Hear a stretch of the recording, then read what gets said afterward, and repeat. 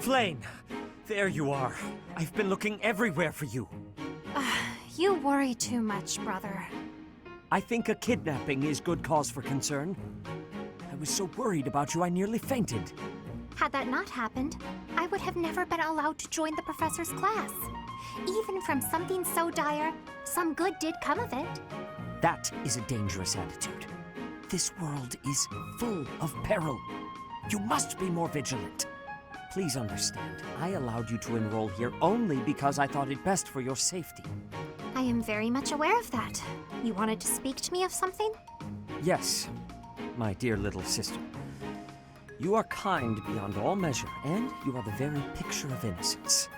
But precisely because of these very fine qualities, I worry about your interactions with the others here. This year's students are particularly eccentric. As your brother, it is my duty to help you with any concerns you may have. I do appreciate the offer, but all the students and professors have treated me exceptionally well. Even so, there must be at least some worry. Please, you need not conceal anything from me. You worry far too much. There is truly nothing to share, and nothing for you to fret over. Are you absolutely sure? The idea of you suffering in silence is unbearable to me. Enough! I made it clear that nothing is wrong. I stand by my word. Well, there is one concern that comes to mind. What is it? Tell me.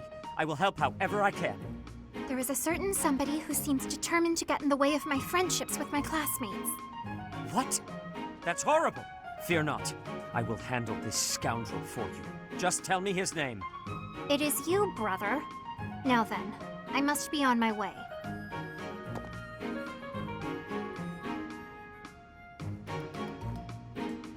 What was Flayn getting at just now? Let's see, I was speaking to her. I asked her to share her concerns, and... was there something else? No matter. Fear not, Flayn. Your brother will protect you from all harm.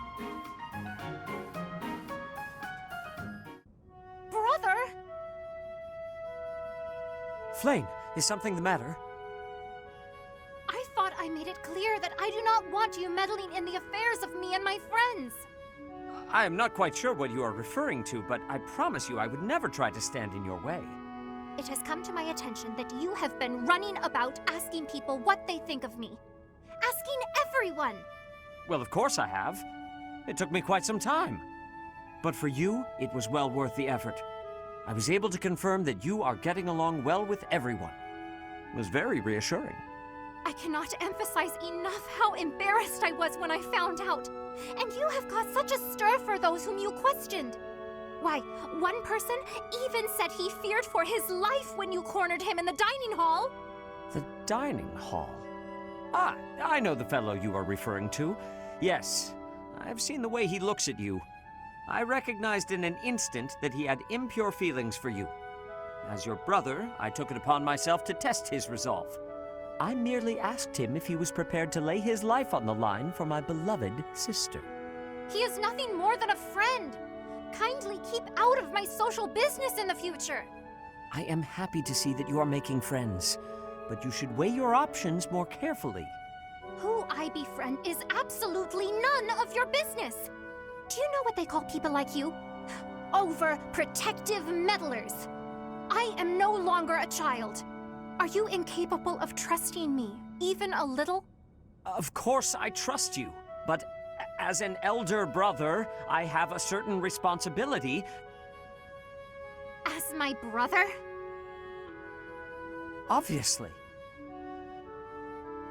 Oh, never mind it. If you'll excuse me.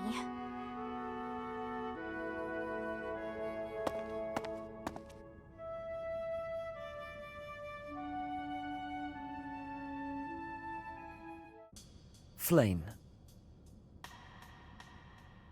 Here to pester me, brother? No, I think I'm the one who ought to be pestered. Regardless of what I say to you, it is not as though it has any effect in reducing your worry over me. That is true.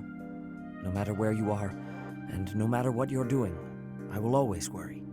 But that's only because I treasure you so very much. Please understand, I'm not trying to hurt you. Of that I am well aware. I am touched that you care so deeply. When I think of it, it is my own fault that you have become so overprotective. I cannot blame you. No, the fault is entirely mine.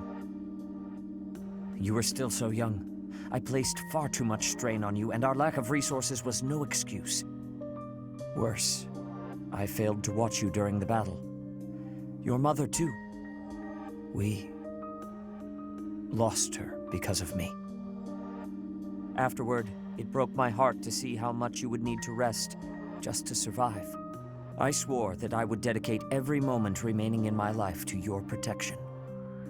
Ever since then, I have been afraid of falling asleep. My fear of sleeping is outmatched only by my fear of spending my life alone. Even if it cannot last, I want to live among my peers as one of them, as an ordinary person. Similar to how you and Mother coexisted with your own comrades back then, fighting side by side. Quite right. I know you must leave the nest someday. No matter how many ages our lives may span, I know that's the way of it. Father... Don't. Nobody is listening, Father. Let me address you as such just this once.